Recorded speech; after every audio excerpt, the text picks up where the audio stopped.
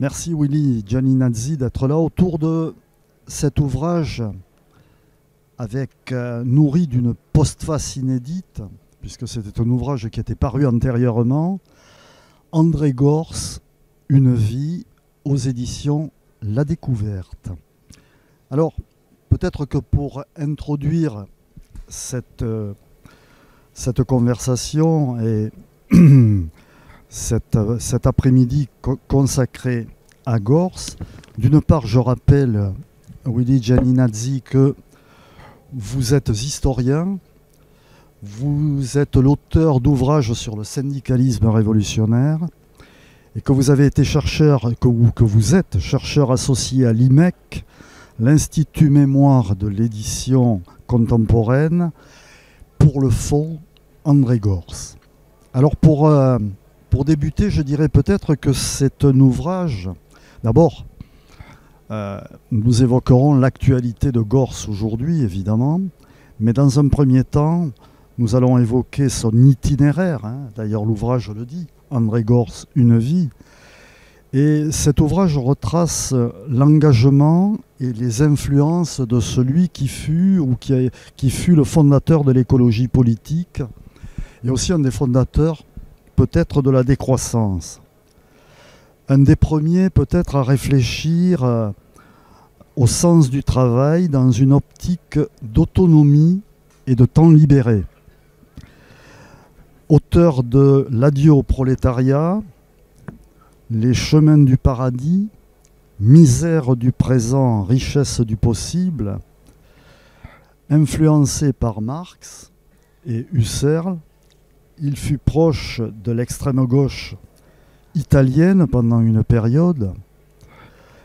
Et puis, ce personnage qui a eu de multiples, je dirais pseudonymes en quelque sorte, qui était à la fois mi-philosophe, se disait-il, mi-journaliste, se définissait comme un métis de l'inauthentique.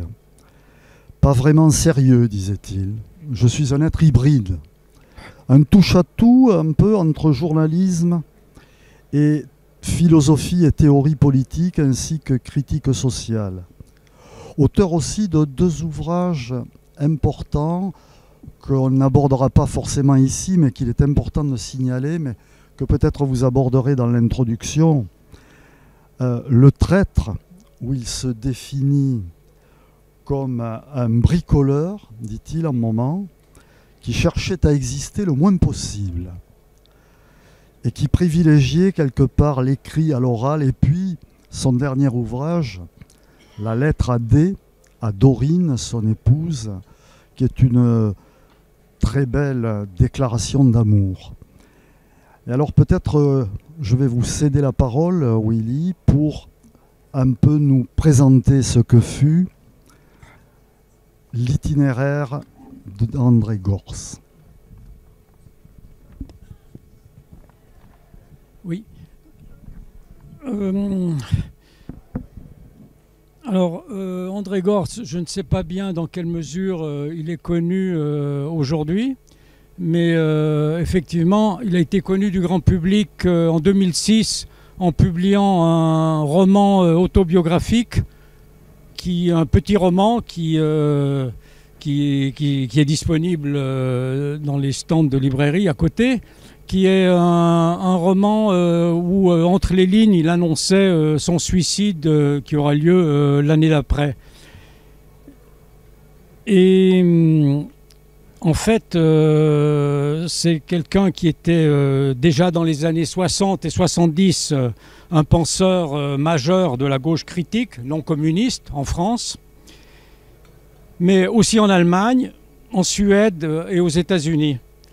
Dans les années 1970, il a beaucoup aidé à l'émergence du mouvement écologiste en France. Et dans les années 80 et 90, il a été connu pour sa critique du travail.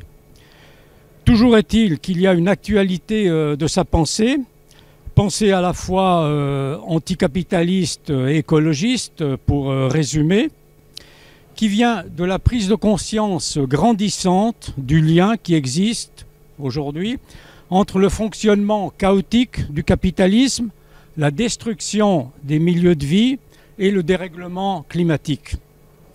Alors, comment définir globalement la pensée d'André Gortz, qui est une pensée philosophique? En un mot, je dirais que c'est un humanisme, parce que fondé sur une philosophie du sujet. Sujet signifie en philosophie l'être qui agit. En quête de son autonomie. Autonomie veut dire en l'occurrence être libre, en donnant un sens à la vie et donc aussi au travail, puisque depuis l'avènement du capitalisme industriel, il y occupe évidemment une très grande place. Un sujet qui est en outre soucieux de son milieu de vie. Milieu de vie renvoie à l'environnement naturel et à l'environnement social. Le but invariable pour Gortz étant l'épanouissement de l'humain dans un monde vivable. Cette vision de la vie et du monde révèle d'emblée les 4 axes de sa pensée. Un existentialisme humaniste fondé sur la liberté de l'être. Deuxièmement, un marxisme repensé autour du travail notamment. Troisièmement, une écologie sociale, antiproductiviste et décroissante. Et quatrièmement, tout cela aboutit à une critique de la centralité du travail, soit une philosophie du temps libéré. Ces 4 thèmes correspondent aux étapes successives de sa réflexion intellectuelle et c'est ces 4 thèmes que je vais développer brièvement. Alors premièrement, en quoi consiste la philosophie existentialiste que Gortz a développée dans sa jeunesse, sachant qu'elle restera au fondement de sa réflexion critique pendant toute sa vie? Alors pour commencer, voici quelques données biographiques sur sa jeunesse. André Gortz est né à Vienne en 1923. Il meurt par suicide avec sa compagne en 2007. Pour éviter l'enrôlement dans l'armée du Grand Reich, j'ai dit qu'il est né à Vienne. Bon, voilà. Il passe la guerre en Suisse, où à Lausanne, il fait ses études et s'adonne à la langue française. Il monte à Paris en 1949 et publie en 1958 son premier livre, qui est un roman autobiographique préfacé par Jean-Paul Sartre. C'est le traite dont vous venez de parler. Alors sa réflexion philosophique est marquée par Husserl, etc., comme vous avez dit, mais elle est marquée essentiellement, principalement par Jean-Paul Sartre,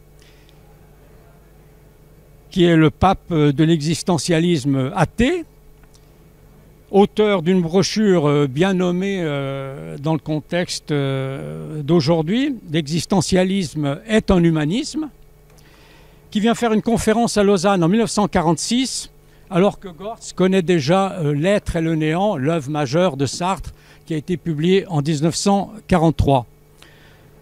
Dès lors, pour Gortz, la philosophie existentialiste du sujet consiste à considérer l'individu comme se construisant par des choix, soumis certes au conditionnement de l'enfance et aussi au contexte social du présent.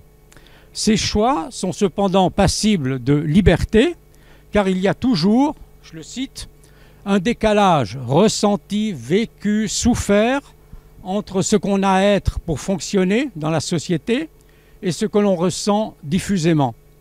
On n'est jamais complètement intégré. La socialisation par le travail, par exemple, n'est jamais totale et n'est pas la seule possible. À propos du travail, Gortz écrit, au lendemain de la guerre, donc très très tôt, qu'il peut arriver que l'on fasse un choix pour être dans le monde au lieu d'être soi-même. Ce choix professionnel a ses avantages apparents, il donne de la sécurité, mais il s'agit là, selon Gortz, d'une noyade dans l'objectif, d'une démission de soi-même et du renoncement à exister pour soi.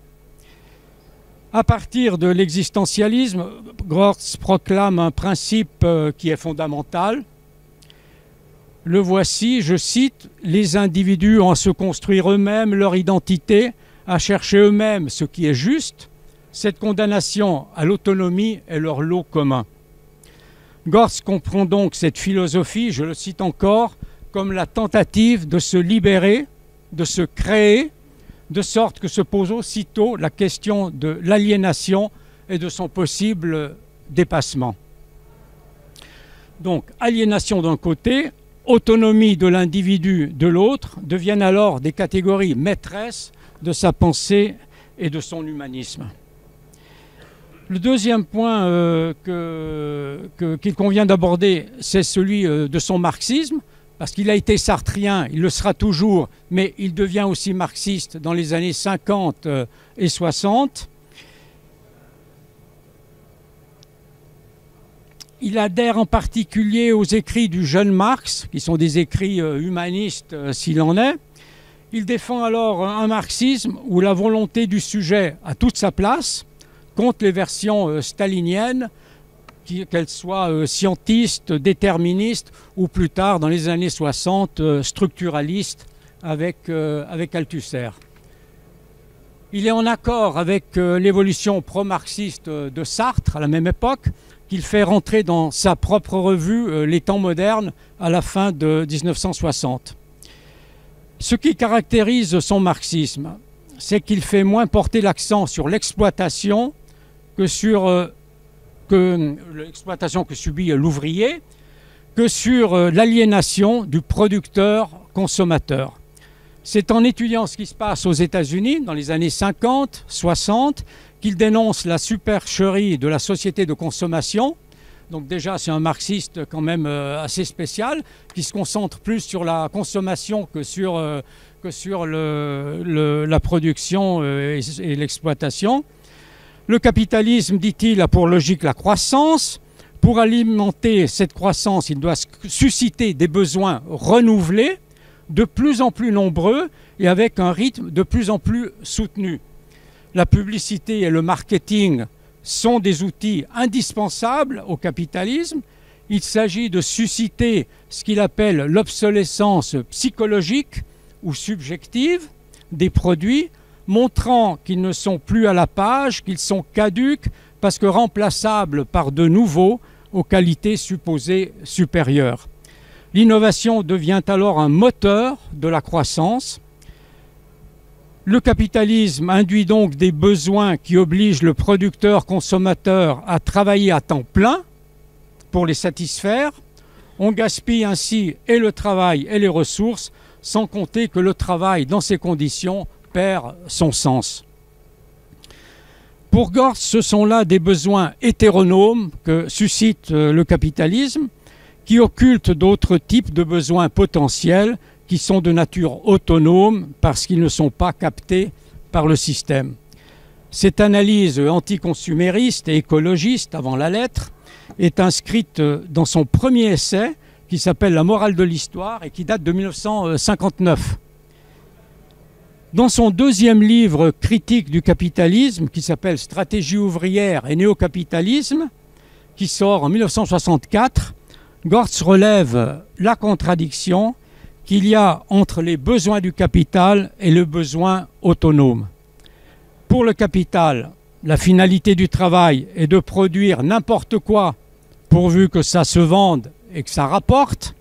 Pour les travailleurs, elle est de produire des richesses ayant une valeur intrinsèque pour les humains, autrement dit, qui servent à augmenter le bien-être, non pas seulement et non pas tant sur le plan matériel que social, culturel, artistique, voire même ludique.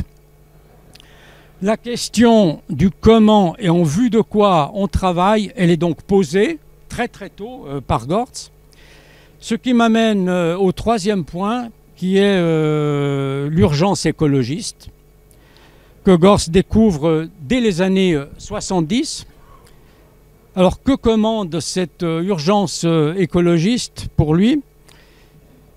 Il faut dire qu'au début des années 70, on assiste à une prise de conscience du désastre écologiste, y compris dans l'opinion publique. Cela fait donc 50 ans que l'alerte est donnée. On se rend compte que la régénération de la biosphère est mise en péril par l'intensification des pollutions en tout genre et que les terres cultivables ne suffiront pas à pallier l'explosion démographique qui, à l'époque, inquiète énormément. Dès 1970, en pionnier français de l'écologie politique, on peut le dire, Gortz lance son J'accuse dans le Nouvel Observateur, magazine de gauche qu'il a cofondé en 1964 et dans lequel il travaille comme journaliste. Il demande en 1970 à ce que les externalités négatives engendrées par l'industrie, les déchets, la pollution, soient incluses dans les coûts de revient des industriels. En 1972, il invente, au détour d'une phrase prononcée dans un colloque qu'il organise sur l'écologie, le néologisme décroissance qu'il utilisera par la suite. Il fait remarquer l'impasse qu'il y a à utiliser indéfiniment des ressources minérales et fossiles qui sont forcément limitées. Non seulement on épuise les stocks pour les générations futures, mais en les exploitant, on produit des déchets et pollutions infinies qui empêchent la régénération de la biosphère. Pour Gortz, le seul moyen de parer à la destruction en cours de la biosphère, c'est de réduire la production des pays riches et pollueurs. Selon lui, les politiques du développement durable ou de la transition écologique, qui sont à la mode aujourd'hui, ne sont que des solutions trompe-l'œil qui ne remettent pas en cause la logique destructrice de la croissance. Elles favorisent ce qu'on appelle aujourd'hui un capitalisme vert, qui réduit certes le taux annuel des nuisances produites, mais non pas leur accumulation. Le cas est clair avec le CO2 dans l'atmosphère, par exemple, qui augmente chaque année en dépit de la réduction du taux d'émission annuel. Gortz pense au contraire, selon une formule qu'il affectionne, que l'on peut vivre mieux en produisant moins et en consommant moins et autrement. C'est-à-dire priorité et développement des transports en commun, en excluant l'avion, bien sûr, moins de gaspillage, plus de durabilité des biens, une consommation responsable, imperméable aux besoins induits, et donc aussi finalement en travaillant moins.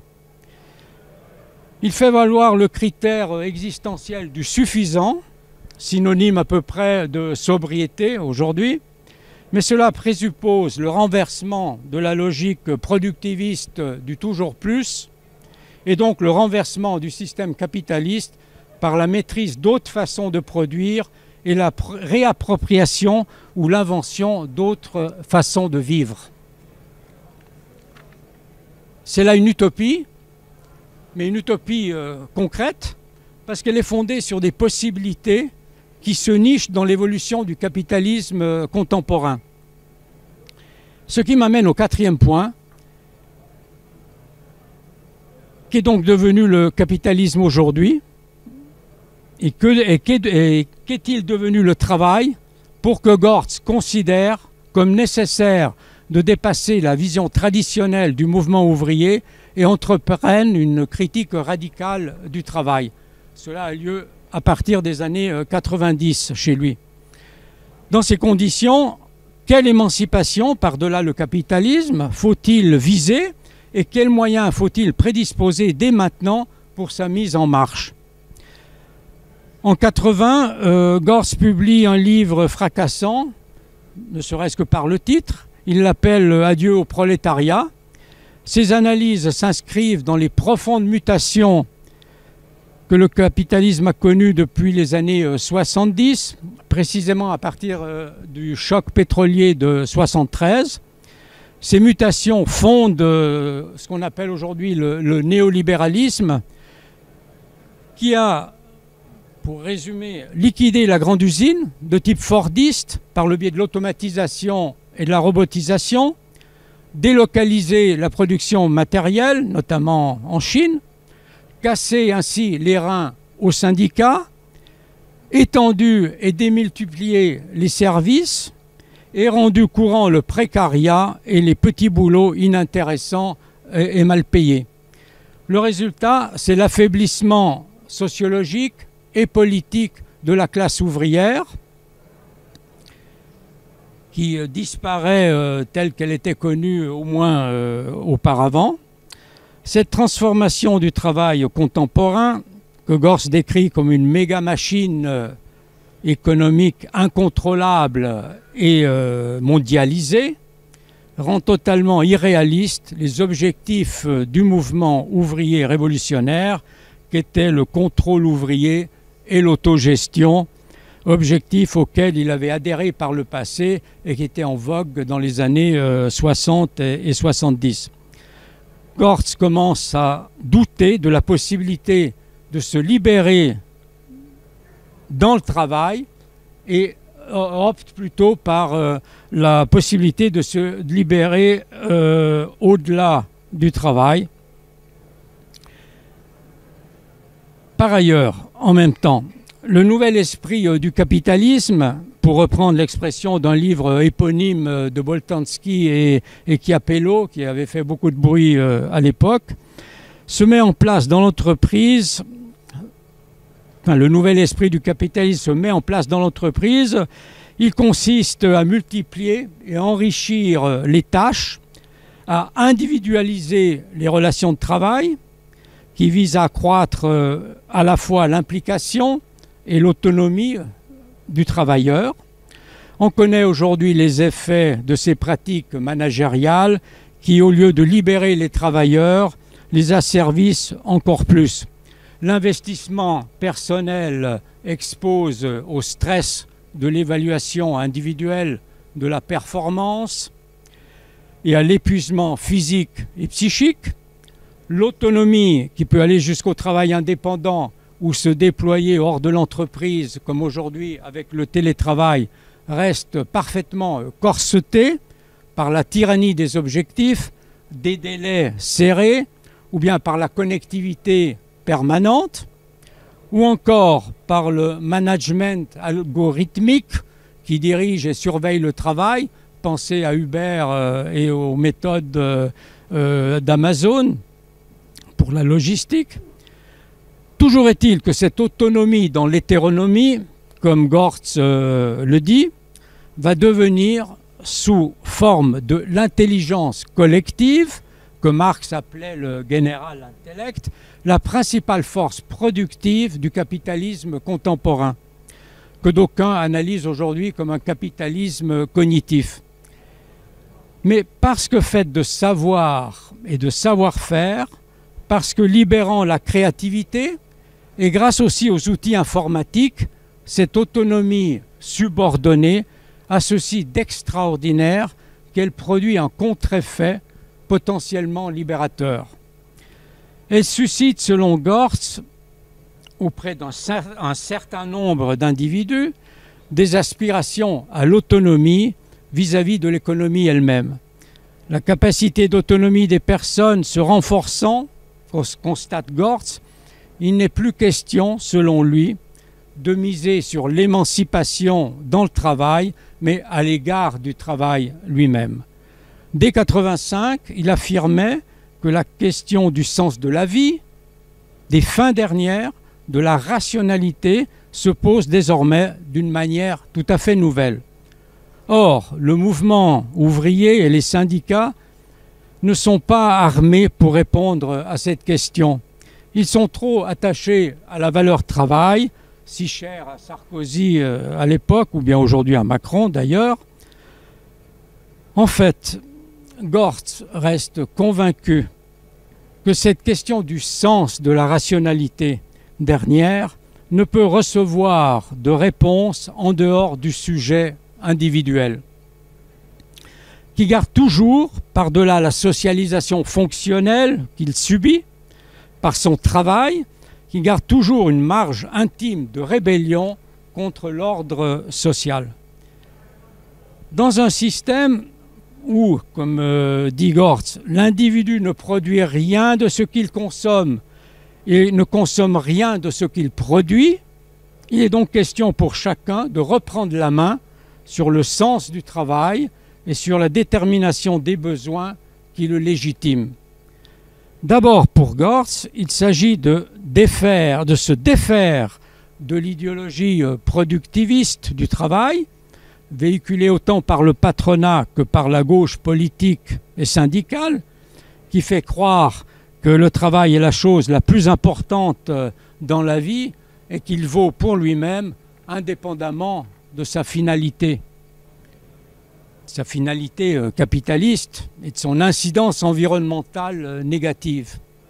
Ensuite, il s'agit de se soustraire à l'injonction publicitaire de consommer tout et n'importe quoi, indépendamment de nos besoins assumés et sans regard sur la qualité écologique des produits.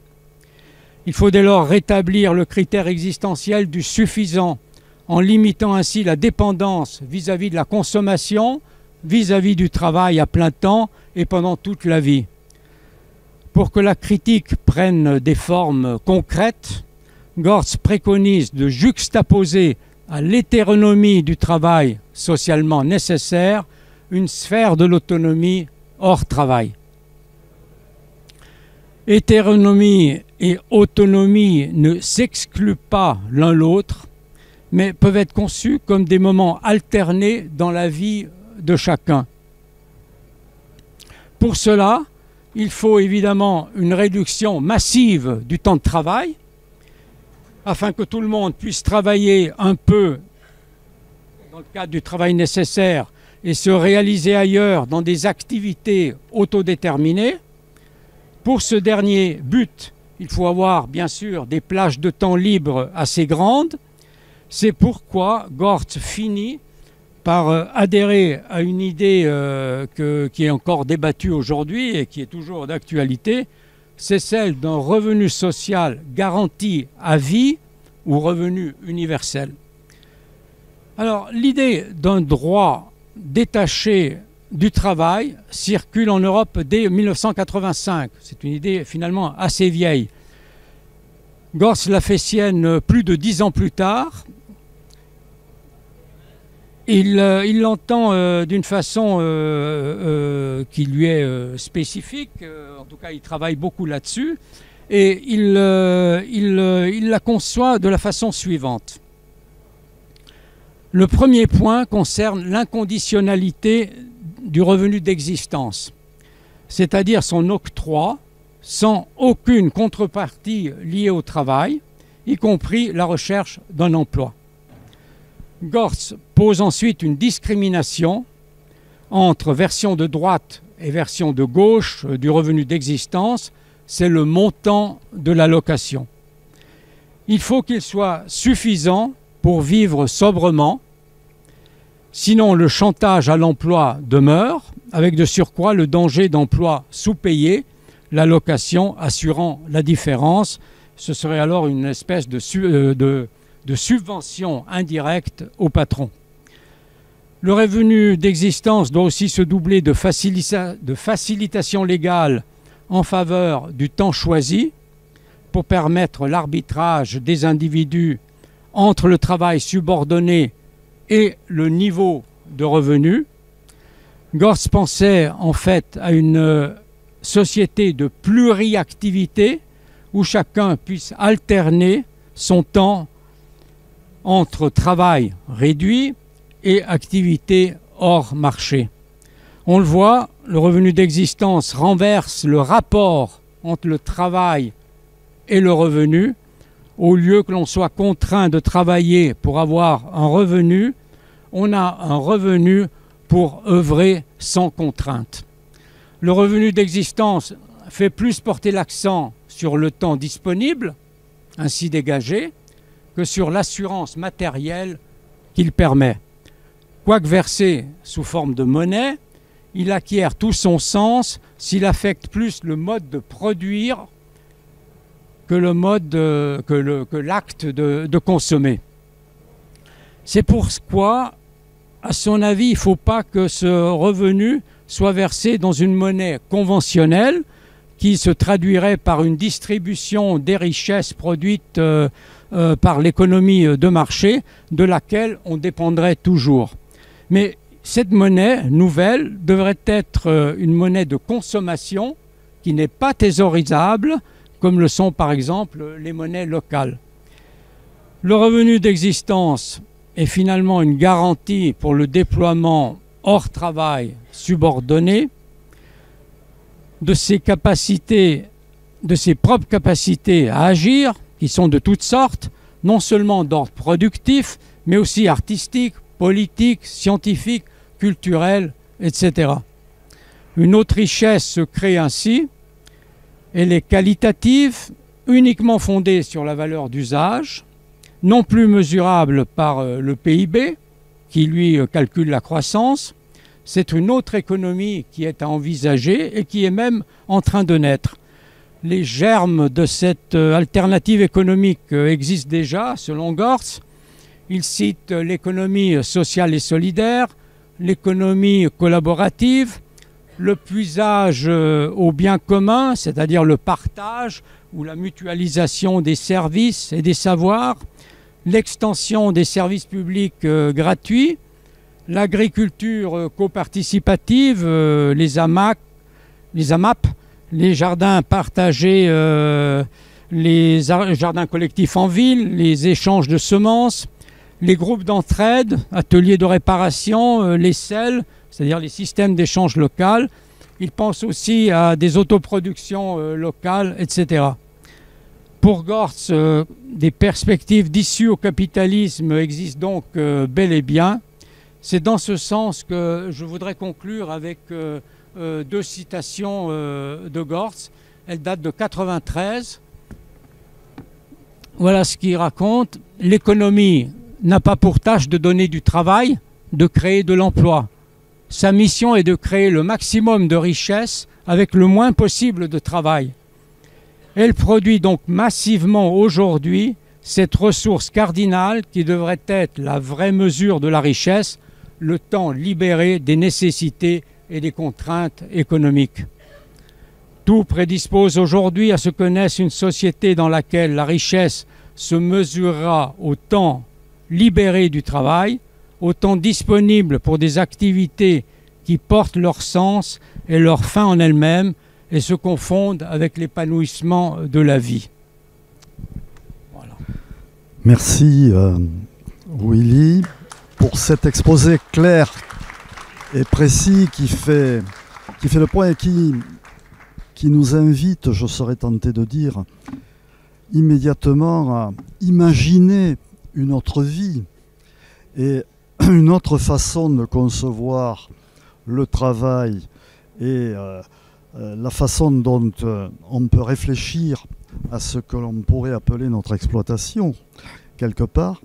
Alors, je retiens de cette pensée, c'est à la fois la question de l'autonomie, la question de l'aliénation, la question d'un prolétariat qui n'est plus celui que l'on imaginait, ou celui qui fut pour certains, et peut-être ici dans cette salle encore, le prolétariat tel qu'on l'envisageait dans les années 60-70.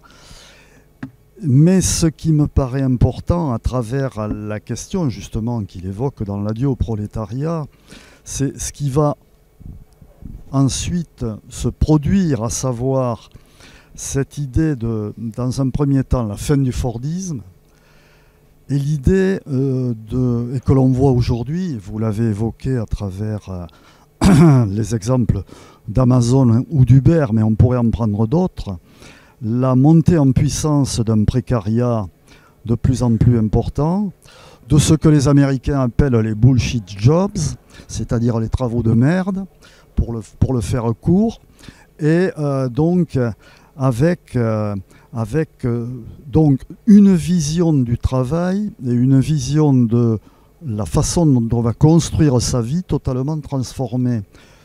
Et enfin, ce qui repose la question de l'allocation universelle ou le revenu universel sur lequel tout le monde n'est pas d'accord, évidemment, et qui reste un débat, parce qu'on sait que les libéraux aussi sont pour le revenu universel. Mais ce n'est pas le même. Et donc, c'est peut-être tout cela qui fait aujourd'hui l'actualité de Gorce, y compris au sein de l'écologie politique, puisque c'est quand même un des fondateurs de l'écologie politique, et qui questionne jusque chez les écologistes eux-mêmes, à travers tous les débats qu'il soulève, et dont Gorce pourrait dire à certains, vous l'avez évoqué, qu'au fond, il repeigne en vert le capitalisme. Ça, c'est un premier aspect des choses. Et le deuxième, c'est est-ce qu'aujourd'hui les mouvements écologistes posent clairement les questions dont il fut l'inspirateur? Allez-y. Vaste question, parce que les mouvements écologistes se sont beaucoup développés, ont beaucoup évolué et sont confrontés à des situations désormais qui n'ont cessé d'empirer. Le réchauffement climatique est une inquiétude qui n'existait pas à l'époque de Gortz. Le problème du CO2 n'était jamais évoqué. Et le problème à l'époque de l'écologie se posait en termes d'épuisement des ressources et de pollution en tout genre qui amenait à une planète qui n'aurait pas pu soutenir un tel développement. Il y avait aussi le problème de l'agriculture, de la perte des surfaces utiles, une augmentation de la population qui à l'époque était jugée, il y avait le danger qu'elle soit exponentielle. Il y avait, rappelez-vous, l'explosion démographique en Chine et en Inde. Ces deux pays ont pris des mesures depuis et ont ramené la poussée démographique dans des proportions qui n'étaient pas celles imaginées il y a 50 ans. Il y a 50 ans, on pensait vraiment que ça aurait été exponentiel. Voilà, donc les problèmes étaient un peu différents. Il y a donc une écologie aujourd'hui qui s'est développée, qui est de type environnemental, qui pointe l'impossibilité de continuer à produire comme on le fait aujourd'hui. Et de ce point de vue, ça rejoint les préoccupations de Gortz, qui étaient néanmoins des préoccupations écologistes, mais sociales. C'est-à-dire que ce qui inquiétait Gortz, c'était le milieu de vie qui est naturel, mais qui est aussi social. Et cette écologie de Gortz portait sur la façon de vivre, sur notre mode de vie, et que l'écologie aurait permis de vivre mieux, nous tous, mais d'une autre façon. Voilà. Alors maintenant, sur la critique du travail que fait Gortz, il y a tout un pan écologiste qui se pose la question. C'est sur le sens du travail. Et il y a des étudiants, futurs ingénieurs, futurs cadres qui ne sont pas prêts à se faire embaucher dans n'importe quelle entreprise sans tenir compte de pourquoi, qu'est-ce qu'elle produit, qu'est-ce qu'elle implique comme destruction écologiste, etc. Et donc le sens du travail, le respect de l'environnement au travail est un souci écologiste aujourd'hui très très important. Et peut-être je peux aussi dévier sur un autre aspect. Les jeunes sont soucieux, comme l'était Gortz, de leur vie, de ce qu'ils veulent faire de leur vie, et n'assimilent plus leur vie au travail. Et c'est quand même extrêmement frappant que dans le cadre d'un capitalisme néolibéral qui tend à supprimer l'emploi stable et démultiplie les métiers, les emplois précaires, c'est quand même impressionnant de voir que les jeunes, des jeunes, mais désormais statistiquement ça commence à compter, ne sont plus intéressés d'avoir des CDI, mais demandent des CDD. Et bon, il y a 40 ans, mais c'était inimaginable. Comment ça, le but, c'était d'avoir un travail stable toute la vie. Bon, maintenant, des jeunes n'ont plus cette exigence-là. Ils travaillent parce qu'ils ont besoin d'argent, mais ils ne veulent pas passer leur vie dans le même travail et demandent donc des CDD. Ce n'est pas pour ne pas travailler ensuite, quoique il peut y avoir d'autres façons d'envisager des parenthèses dans la vie. Ils peuvent vouloir voyager, mais ça veut dire qu'ils ont d'autres projets ou bien d'autres idées de se faire embaucher ailleurs dans un travail plus intéressant, etc. Donc le sens du travail, le sens de la vie, le souci du milieu de vie sont aujourd'hui extrêmement présents. C'est primordial aujourd'hui dans leur démarche. Eh bien, là, on est complètement dans la pensée de Gortz. Alors peut-être il nous reste 10 minutes, je crois. Peut-être nous allons vous céder la parole. Si des gens ont des questions à poser, le micro va circuler et vous pourrez poser à Willy Gianniziani toutes les questions que vous voulez. Voilà, il y a deux. Oui, bonsoir. Ça marche là ? Oui, ça marche. Des livres que vous avez cités, vous n'avez pas cité par exemple le bluff technologique. Et quelle est aussi la place et la pensée de Gortz autour de la révolution ? Lui, je crois qu'il visait une sorte de révolution libératrice, plus qu'une révolution politique, mais il y a beaucoup cru, y compris autour de la révolution chinoise.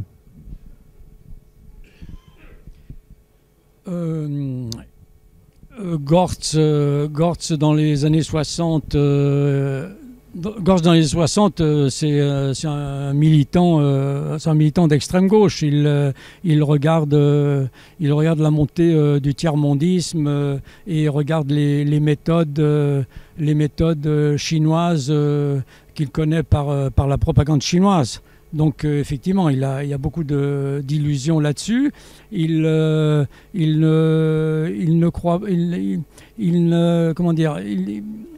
n'est pas maoïste dans le sens qu'il ne croit pas à la révolution du tiers-monde, des paysans, etc. Il reste, de ce côté-là, il reste trotskiste. C'est-à-dire qu'il pense que c'est dans les villes, dans les centres urbains que la révolution aura lieu. Ça, c'est dans les années 70. Par la suite, Gortz ne parle pas de révolution.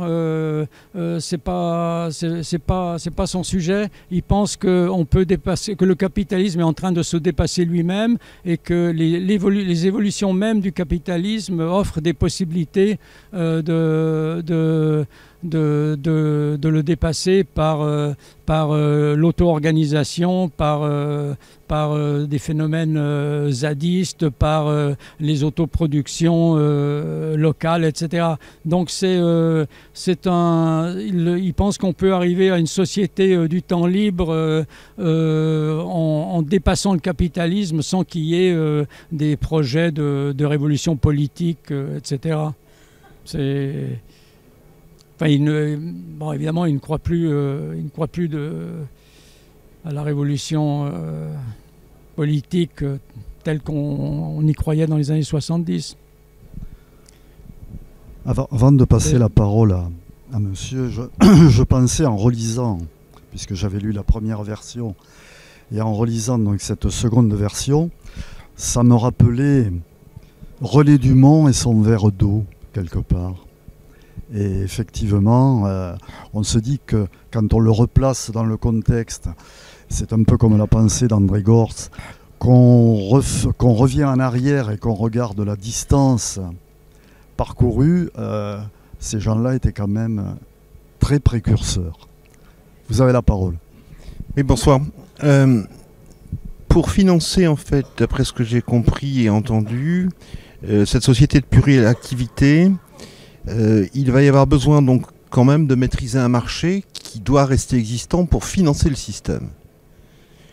Mais aujourd'hui, avec ce que nous constatons, cette mondialisation, ce dépassement de nos frontières, sur lequel nous pouvons, nous, effectivement, agir à notre niveau, de façon locale, quelle peut être aujourd'hui exprimer la pensée de Gorz dans cette immensité qui commence à bouger et devenir très tumultueuse? Oui.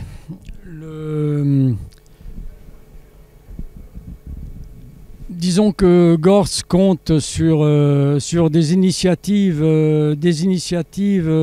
qui sont multiples, décentralisées sur des mouvements qui se mettent en place à droite à gauche contre le monde tel qu'il est. Les soulèvements de la terre, je suis sûr qu'il aurait beaucoup aimé. Les phénomènes zadistes également. Et bon voilà. Maintenant sur les questions de financement, pour être franc, il n'en a jamais parlé. Il s'est jamais posé la question comment financer le revenu universel, par exemple. Et la question, elle est critique, elle est très débattue. Hein. Il y a ceux qui disent que c'est pas finançable, il y en a d'autres qui disent que c'est pas un problème. Mais Gorz, effectivement, n'a jamais abordé cette question. Mais elle existe. Justement, pour rebondir sur ce sujet, est-ce que ce serait possible de mettre en perspective la question du revenu universel et du salaire à vie tel que l'a développé Bernard Friot, sur les parallèles qui existent justement entre ces deux idées, leur mise en pratique, et au regard de la pensée de Gorz, qu'est-ce qui pourrait être finalement le plus soit intéressant, soit mis en application? Alors, donc Friot a exprimé ses idées quand Gorz était déjà mort, donc il n'y a pas eu de débat entre eux. Et la question, enfin, je sais pas trop quoi vous dire. Les optiques sont très très différentes. Parce que Bernard Friot, ça demeure une idée qui est tout de même toujours fondée sur le salariat, alors que Gorz veut passer à autre chose, et le revenu universel serait quelque chose qui n'est pas de l'ordre de la distribution des richesses en provenance de la production. Donc les thématiques sont très différentes, mais bon, je sais que ma réponse est insatisfaisante. C'était plus dans le sens où, tel que le définit Bernard Friot, c'est un salaire à la compétence qui pourrait évoluer au fur et à mesure de la vie en fonction des compétences des dites personnes et de leur évolution, qui seraient des compétences qui finalement seraient salariales ou non salariales pour des gens qui seraient utiles dans des associations ou d'utilité publique. Et dans ce sens, je trouve que ça rejoint cette idée justement de salaire universel à vocation sociale. Oui, alors Gorz est absolument opposé à des critères de compétences. Vous savez, il y a eu dans les années 90, il y a eu un débat parmi les écologistes lorsqu'ils étaient au gouvernement. donc c'est années 80, fin années 80, quand ils étaient au gouvernement. Il y avait des projets, notamment un rapport d'Alain Lipietz qui proposait la distribution de ce revenu universel. Ça marche toujours ? Oui, ça fonctionne. Bon, voilà, distribution du revenu universel. Et lui, Alain Lipietz, il disait oui, mais on ne va pas le distribuer à tout le monde, on va le distribuer uniquement aux gens qui proposent, qui ont des projets, qui vont l'utiliser pour créer autre chose hors marché.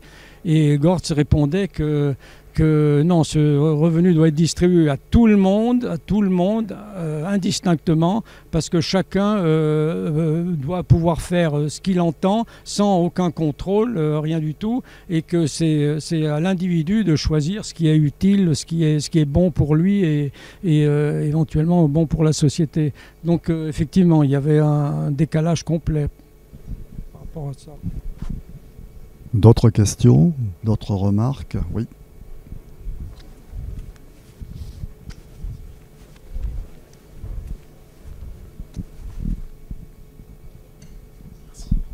Il nous reste 2 ou 3 minutes. Bonjour.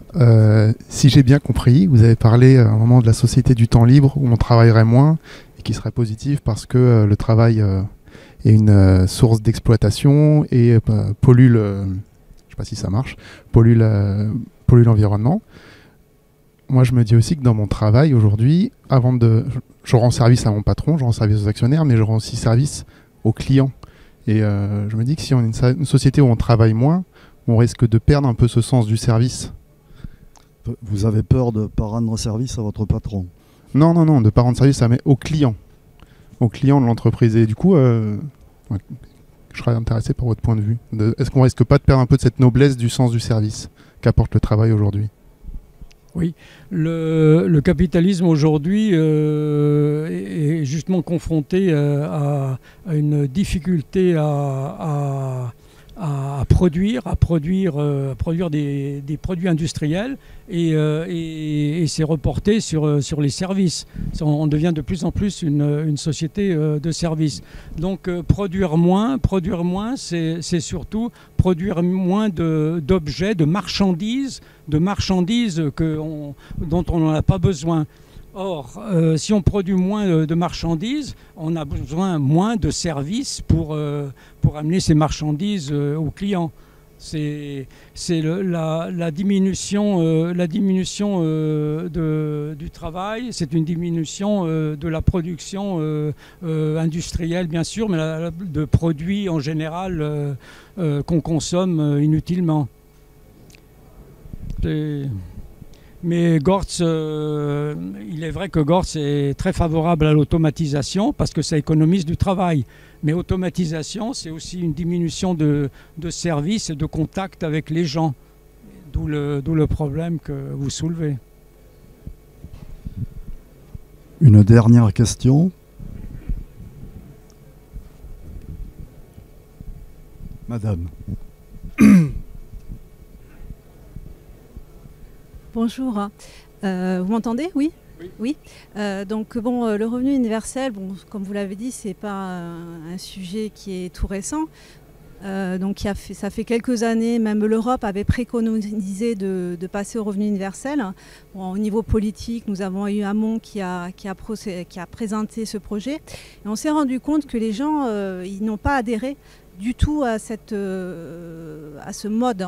Donc le questionnement que je me posais, est-ce que c'est l'approche qui n'est peut-être pas bonne? Est-ce qu'il faut redéfinir qu'est-ce que sont les biens communs, qu'est-ce qui est important, à quoi on a le droit, qu'est-ce qui est le minimum vital, est-ce qu'on a le droit d'avoir un logement minimum, est-ce qu'on peut manger avec un minimum?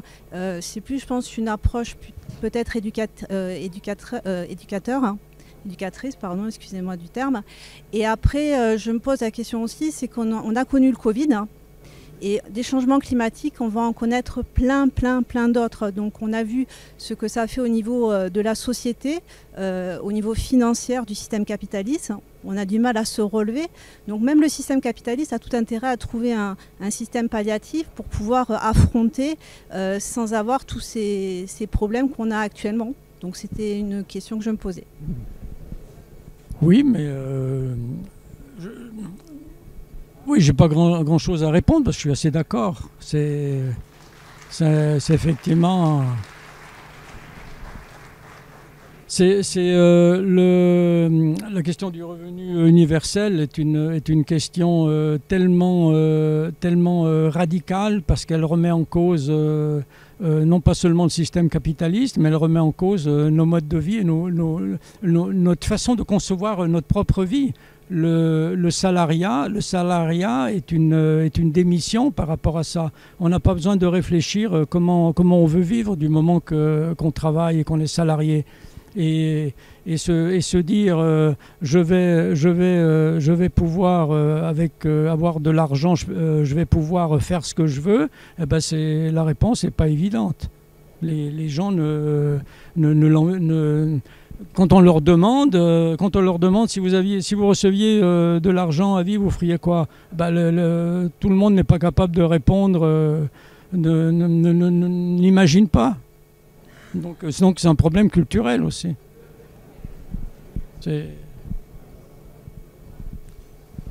Bien. Eh bien, oui, une dernière question. Ce sera la der des der, comme on disait en 18. Oui, en fait, c'est pas vraiment une question, c'est peut-être plus pour aller dans le sens de ce que vous êtes en train de dire et de ce que disait la dame avant.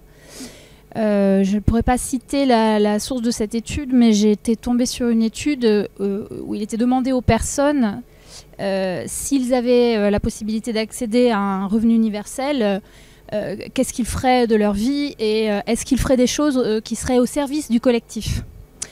Et les gens disaient oui. Et ils disaient, et que pensez-vous que feraient les autres personnes? Eh bien, à chaque fois, l'idée, c'était que les autres ne se mettraient pas au service du collectif.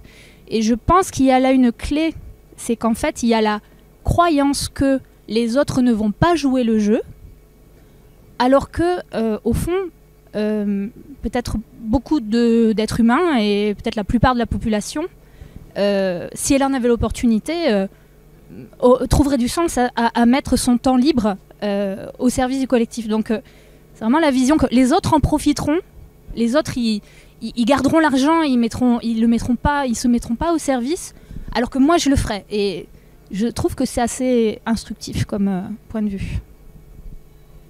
Willy, peut-être. C'est une bonne conclusion. Ah bah, tout voilà. C'est ce que je me disais. Et peut-être y rajouter à cette conclusion la vôtre dans la postface. La réflexion fuse, le combat se poursuit. Merci, Willy Giannini d'être venu nous parler d'André Gorz. J'invite à lire et à faire lire donc cet ouvrage, donc André Gorz, une vie, écrit par vous, Willy, qu'on pourra trouver sur la table de la librairie Ombre Blanche, qui est le partenaire du salon, donc dans la pièce à côté. Merci encore de votre participation et de votre écoute. Bonne continuation et d'ici là, portez-vous bien. Bonne soirée.